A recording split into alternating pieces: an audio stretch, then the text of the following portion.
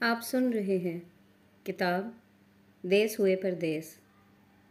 کیا ہم گھر کے خرچ میں، میرا مطلب ہے اپنے حصے کے اخراجات کی رقم ادا کر سکتے ہیں؟ میں جوتیاں مار کر سر گنجا کر دوں گی۔ پھپھی یقیناً اسے مذاق سمجھتی، ورنہ وہ واقعی اسے جوتیاں مارتی۔ ایک رات وہ کھانا کھا کر اٹھے اور سونے کے لیے چھت پر جانے لگے تو پھپھی نے فرید کو روک لیا۔ میں نے تم سے ایک بات کرنی ہے، تم چلو آمنہ، اس نے آمنہ سے کہا۔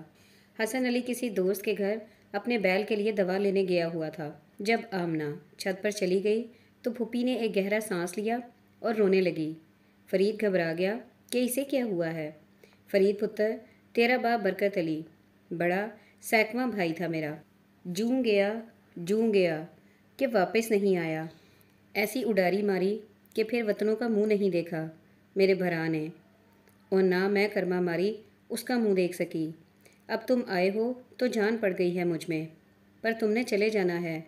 اور دیکھ فرید، میرا بیٹا حسن علی بڑا فرما بردار اور شریف نسل کا نوجوان ہے، کبھی آگے سے اونچی بات نہیں کرتا، بزرگوں کا ادب کرتا ہے، اور بس یوں سمجھ لو کہ اپنے ماموں عنایت علی جیسا ہے۔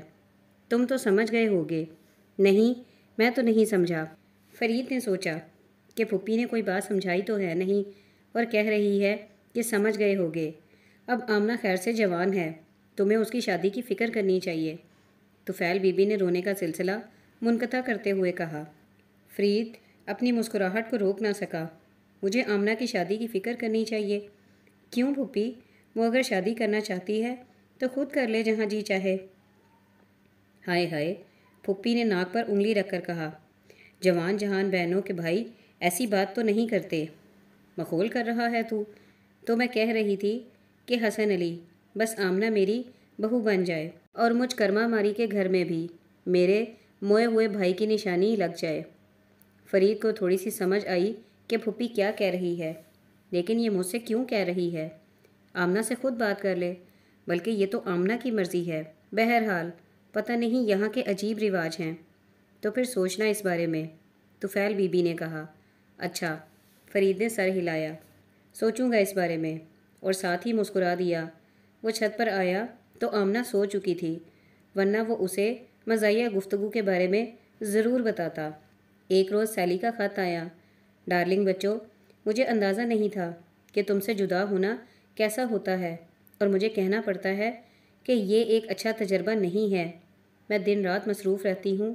نئے ٹیکسوں کی وجہ سے ہمیں اشیاء کی قیمتوں کا ازسرنو تعین کرنا پڑے گا کہ مانچسٹر اور بریڈ فورڈ میں بھی شاخیں کھول لی جائیں، لیکن یہ صرف اسی صورت میں ممکن ہو سکتا ہے جب تم واپس آؤ گے۔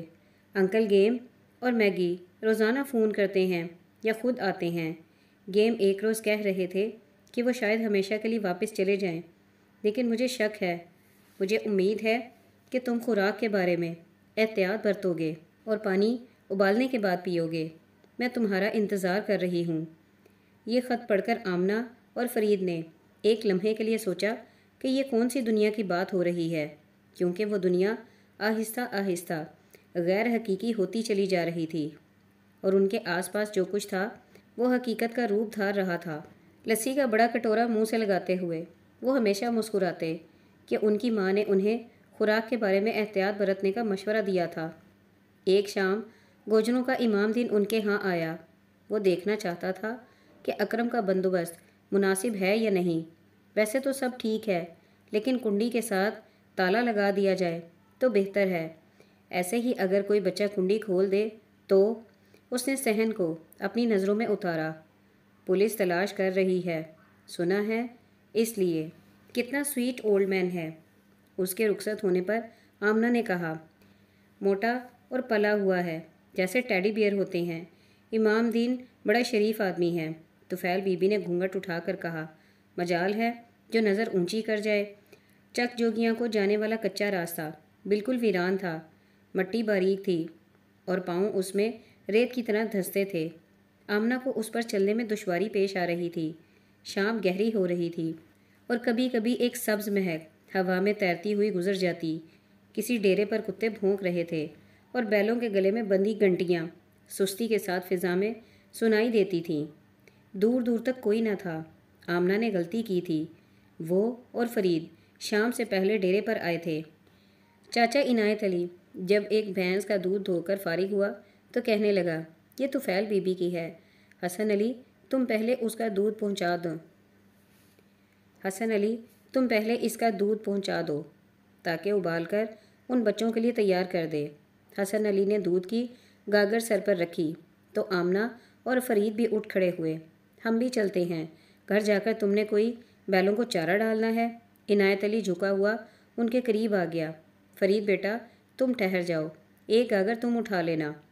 بالکل چاچا جی۔ فرید خوش ہو گیا۔ آمنہ اور حسن علی ڈیرے سے باہر آئے اور چک کی طرف چلنے لگے۔ کچے دھول آلودہ راستے کے ساتھ ساتھ آگ کے پودے تھے اور کہیں کہیں کیکر کا ایک آدھ درخت تھا۔ تمہاری یہی زندگی ہے، ڈیرے پر جانا، کام کرنا اور گھر چلے جانا؟ حسن علی نے گاگر کو تھپکا اور کہا، ہاں۔ تم تفریح کے لیے کیا کرتے ہو؟ کون سی تفریح؟ آمنہ چپ ہو گئی۔ اس شخص کو تفریح کے کنسیپٹ کا ہی علم نہ تھا۔ اس نے دیکھا کہ اس کے آگے آگے چلنے والے شخص کی چال میں ایک خاص لٹک ہے، جیسے سانپ تن کر کھڑا ہونے سے پیشتر بل کھاتا ہے۔ آمنہ کو یہ بھی بہت عجیب لگا کہ مرد تو آگے چل رہا ہے اور وہ ایک جانور کی طرح اس کے پیچھے پیچھے چل رہی ہے۔ کیا اب تم آیا کرو گے؟ حسن علی کی آواز آئی۔ آمنہ نے اس کے سیدھے اور بل کھاتے بدن کو دیکھا اور اس سر کو جس پر وہ گاگر رکھے آسانی سے چلتا تھا۔ کہاں؟ یہیں چک جوگیاں۔ ہم یہاں آ کر کیا کریں گے؟ آمنہ نے یہ بات نیم سنجیدگی سے کہی۔ یہاں تمہارے اپنے ہیں، تمہارے بڑوں کی قبریں ہیں اور تمہارا گھر ہے۔ گھر؟ آمنہ کو اچنبھا ہوا۔ وہاں جس گھر میں ہم رہتے ہیں اس میں تم لوگوں کا بھی حصہ ہے۔ اگر کہو تو ہم خالی کر دیں گے۔ تم اسے مرمت کروا کے اپنی رہائش کے قابل بنا لو۔ انسان کو اپنے گھر تو آنا چاہیے۔ تم بھی تو انگلینڈ آ سکتے ہو۔ وہ ایک لمحے کے لیے جھجکا۔ نہیں، میں کیسے آ سکتا ہوں؟ میں اپنی ماں کو کیسے چھوڑ سکتا ہوں؟ تھوڑی دیر کے لیے وہ خاموشی سے چلتے رہے اور پھر حسن علی پاؤں گھسیٹتا ہوا رکا اور گاگر کو بمشکل سر سے اتار کر زمین پر رکھتے ہوئے بولا، لگتا ہے بہت دور تک چلا گیا ہے۔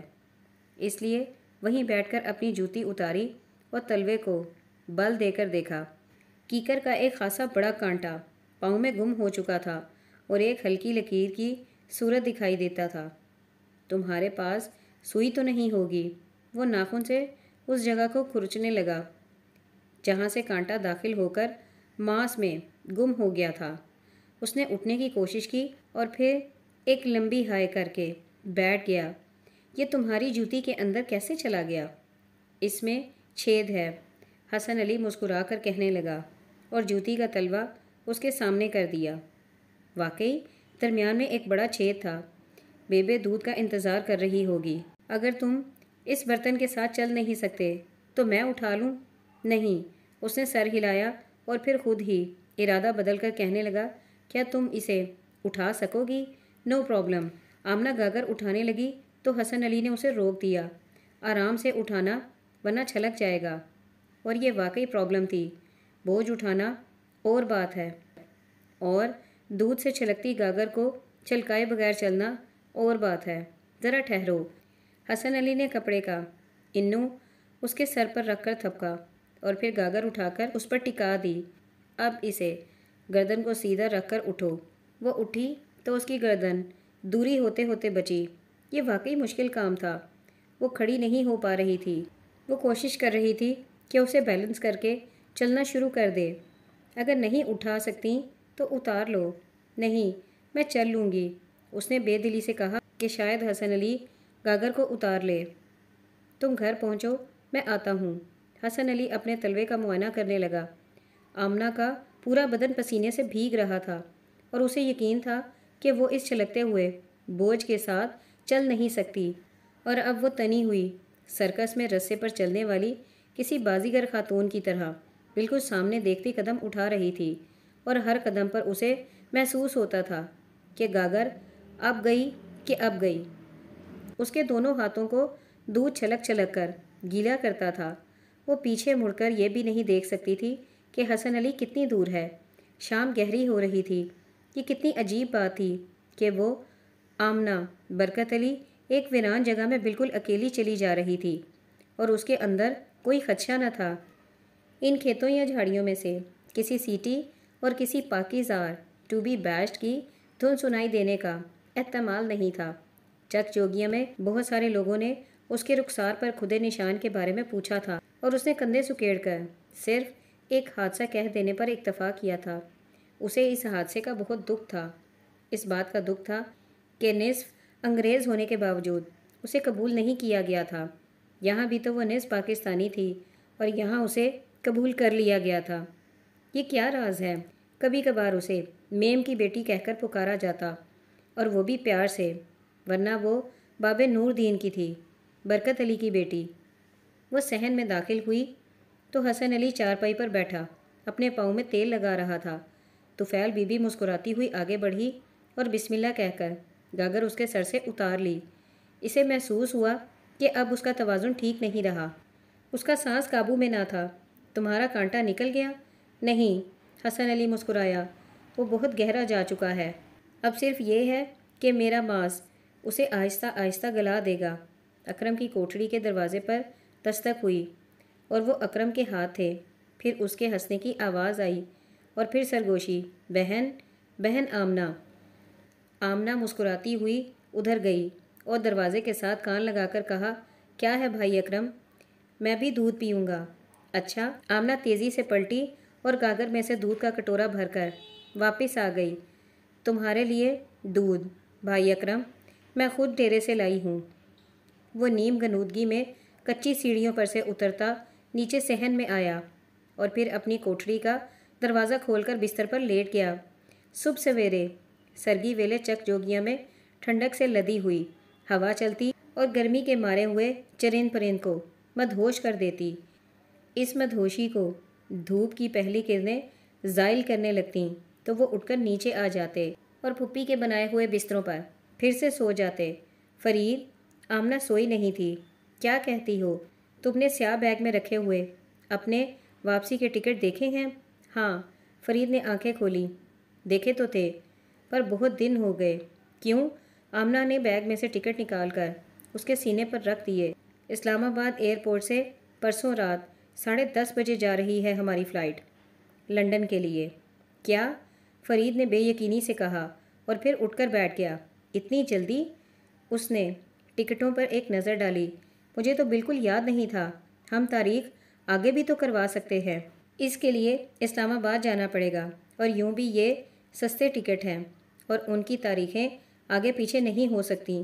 ہمیں پرسوں جانا ہوگا اگر ہم نے جانا ہے تو۔ وہ دونوں چپ بیٹھے رہے۔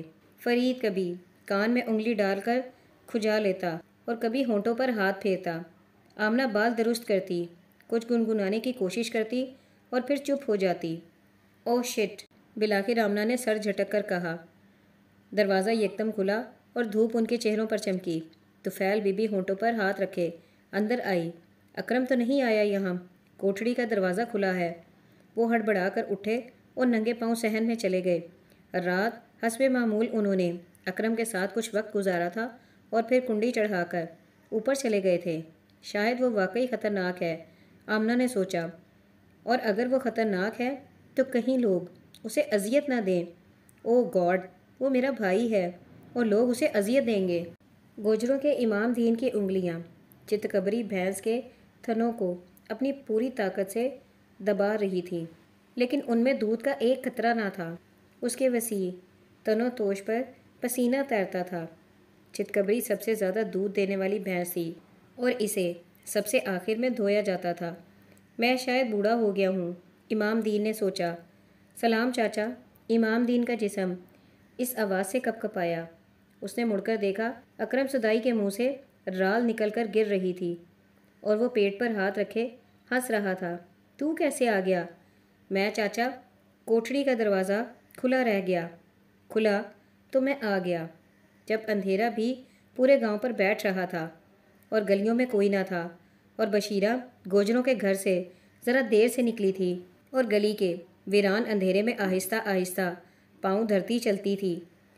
وہ گلی کے آخر تک چلتی گئی اور گلی کے آخر میں سبز کھیتوں کی گہری رنگت تھی اور ان میں ایک پگڈنڈی دور تک جاتی تھی اور بشیرہ اس پر چلتی گئی۔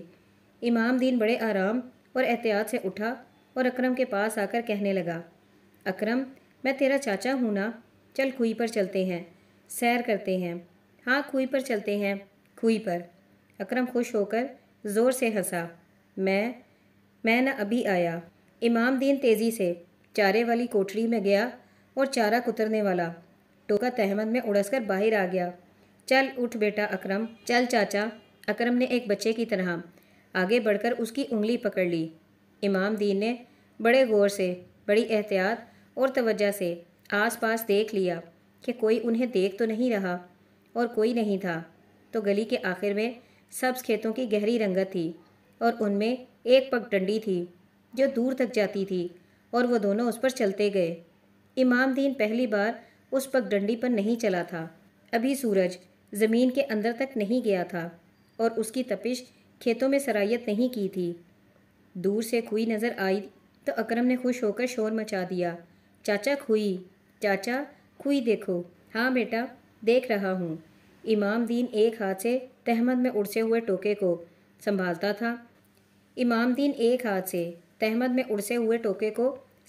تھا۔ کھیت ختم ہوئے تو ویران ٹبے اور میدان شروع ہو گئے، اور ادھر وہ کھوئی تھی جس میں سے پانی نہیں نکلا تھا۔ یہاں بشیرہ نے اکرم کو کھوئی کے ساتھ ہموار زمین پر دوپٹہ بچھا کر لٹایا اور خود اپنے آپ کو ڈھیل دیتی ہوئی کھیتوں میں اتر گئی۔ کھوئی پر پہنچے تو امام دین کا سانس چڑھا ہوا تھا۔ وہ آج سے 26 برس پہلے والا گوجر تو نہیں تھا، زمانے نے اسے کھوکھلا اور بھاری کر دیا تھا۔ ادھر بیٹھ اکرم، اس نے اکرم کو پیار سے کہا اور کھوئی کی منڈیر کو ہتھیلی سے صاف کیا۔ ادھر بیٹھ جا بیٹا۔ اکرم کو خطرے کا احساس تک نہ ہوا اور وہ اچک کر منڈیر پر بیٹھ گیا۔ اس نے مڑ کر نیچے کنویں کے اندر دیکھا۔ چاچا اس میں اندھیرا ہے، اندھیرا۔ ہاں اس میں بہت اندھیرا ہے، اور تم نے پورے 26 برس میری آنکھیں کھلی رکھی ہیں۔ تو ہر آہٹ میں تھا، ہر تاریک کونے میں تو تھا، اور ہر اندھیری رات میں میرے پیچھے جو قدم آئے تھے تیرے تھے، اور اب تو بس وہاں جائے گا جہاں وہ گئی تھی۔ اس نے ٹوکے کی ہتھی پر اپنی نشست مضبوط کی اور پھر اس نے صدائی سے پوچھا، اکرم تو اپنی ماں کے پاس جانا چاہتا ہے؟ بیبے وہ قبر میں ہے، قبر میں جائے گا۔ بیبے کے پاس جانا ہے، بتا جلدی۔ امام دین کو آج اپنی حماقت کا احساس ہو رہا تھا۔ وہ ساری حیاتی ایک مخبوط الحواس شخص سے ہراسا رہا۔ اسے تو یہ بھی پتہ نہیں کہ وہ کہاں ہے اور میں کون ہوں اور اسے کس مقصد کے لیے یہاں لایا ہوں، اور میں ساری حیاتی اس احمق سے ڈرتا رہا۔ اور پھر بشیرہ پر کچھ بوجھ ہوا اور وہ بول نہ سکی، اور اس کے نتھنوں میں سبز گھاس تھی، اور ادھر ماں کے آنے میں دیر ہوئی تو زمین پر لیٹا اکرم بلک بلک کر رونے لگا۔ امام دین اپنے آپ کو سنبھالتا کھیت سے باہر آیا، روتے ہوئے بچے کے قریب ہوا تو جھجکا، اور پھر جیسے منہ چھپاتا ہوا پرے چلا گیا۔ اکرم تمہیں ماں یاد ہے؟ نہیں۔ اس نے مسکراتے ہوئے زور سے سر ہلایا۔ ادھر دیکھ، امام دین کہنے لگا، وہاں اس کھیت میں، وہاں اب تو کچھ نہیں ہے، لیکن تب یہاں چارہ تھا، اور وہ اس کے اندر گئی تھی، اور پتہ ہے اس کے پیچھے کون گیا تھا؟ اور تم یہاں تھے، یہاں۔ امام دین نے غصے میں پاؤں پٹکا، اور جب میں کھیت سے نکلا تو تم پر جھکا، یوں۔ امام دین اس کے چہرے کے قریب اپنی ناک لے گیا، تمہیں دیکھا اور پھر چلا گیا۔ اکرم کی مسکراہٹ منجمد ہو گئی۔ ایک پرانی اور مدھم پڑتی ہوئی تصویر واضح ہو رہی تھی۔ امام دین نے تہمت سے ٹوکا نکالا، اکرم ادھر دیکھ کنویں کے اندر، شاباش۔ کدھر؟ وہ پھر ہنسنے لگا، کدھر چاچا کدھر؟ ادھر، ادھر بھائی ادھر، امام دین نے جلدی سے کہا۔ وہ چاہتا تھا کہ وہ کنویں میں جھانکے اور وہ پیچھے سے وار کر کے قصہ تمام کر دے۔ کدھر کدھر؟ اکرم ہنس ہنس کر بے حال ہو رہا تھا۔ کدھر چاچا کدھر؟ امام دین نے منڈیر پر ہاتھ رکھا اور کنویں کی گہرائی میں سر نیچا کرتے ہوئے کہا، ادھر بشیرہ کے پتر۔ اور اکرم کے بھاری ہاتھ نے اسے وہاں سے ہلنے نہ دیا۔ عنایت علی کے چہرے پر ہوائیاں اڑ رہی تھیں، اس کے ہونٹ سوکھتے تھے اور پگڑی کی تہیں کھلتی جاتی تھیں۔ اس نے اکرم کو ہر جگہ تلاش کیا تھا، اور اس کا کچھ پتہ نہ تھا کہ وہ کہاں گیا ہے۔ اور جب وہ گاؤں سے باہر جانے والی پگڈنڈی پر آیا تو اس نے دور سے دیکھا کہ اکرم کوئی کی منڈیر پر بیٹھا ہے۔ کدھر دفع ہو گیا تھا؟ تجھے کوئی پکڑ کر لے جاتا تو؟ عنایت علی نے اسے باہوں میں لے کر چوما اور سر پر پیار دیا۔ چل گھر، کیوں نکل جاتا ہے اس طرح؟ چل گھر چل چاچا۔ اکرم کے لہجے پر عنایت علی کو حیرت ہوئی۔ وہ ایک سیانے نوجوان کی طرح بولتا تھا۔ ادھر نیچے کنویں کے اندر وہ تھی اور اب اس کی بو آئے گی۔ کدھر سے؟ ادھر سے، بالکل ادھر سے۔ اکرم نے ایک گہرا سانس لیا۔ پسینہ ماتھے سے رینگتا ہوا آنکھوں میں گر کر انہیں نمکین اور گرم کرتا تھا اور وہ سرخ ہوتی تھیں۔ سورج سر پر تھا اور سائے سمٹ کر قدموں میں تھے۔ ریلوے لائن کے تپنے سے جیسے اس میں سے بھاپ نکل کر پلیٹ فارم کے 2-4 درختوں کے سمٹے لوگوں کو پسینے سے شرابور کرتی تھی۔ عورتیں دوپٹوں کے پلو منہ میں دابے ادھر کو دیکھتی تھیں۔ ادھر سگنل ڈاؤن ہو چکا تھا اور گاڑی نے کسی وقت نمودار ہونا تھا۔ آمنہ اور فرید اپنے سامان کے پاس کھڑے تھے اور گرمی سے ان کا دماغ پگھل رہا تھا۔